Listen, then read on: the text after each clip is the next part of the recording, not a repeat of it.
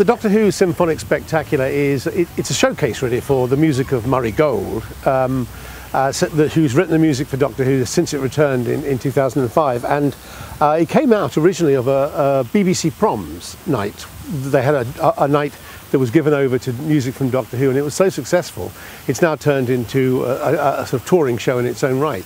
It's very exciting music, very inspirational. Some of it's upbeat, some of it's quite dark, and some of it's quite scary. I mean, really quite the Cybermen theme particularly. I just love hearing that played. Yeah, so it covers all bases really.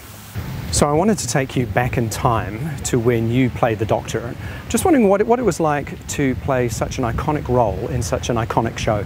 Well, I was the first Doctor, I think, who grew up watching the show.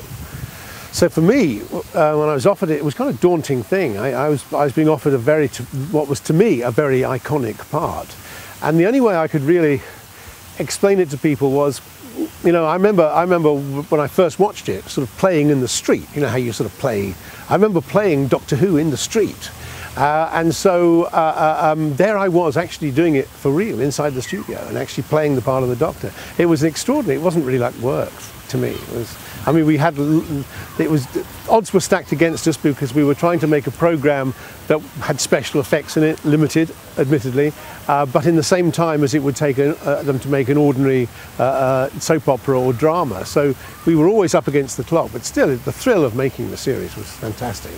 One thing I wanted to change when I became the Doctor was for me, I sensed that he had lost a little vulnerability during the John Pertwee and Tom Baker years. He'd become a little too undefeatable, a little too casual in the face of that, and I wanted to bring back a bit of the possibility of you know, human fallibility or Gallifreyan fallibility back to the Doctor. So why is it that you think Doctor Who is such a phenomenon now?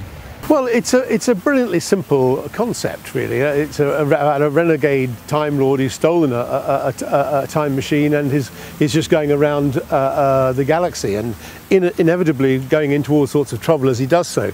But the main reason I think it's remained so popular is because actually the fans who were watching the series when I was making it have grown up and are now running the show, quite literally. So it's self-perpetuating, and I think the whole genre of science fiction is unlimited in its possibilities and its scope, and that's why I think it appeals to young children. It's the new westerns, really, the unknown frontier.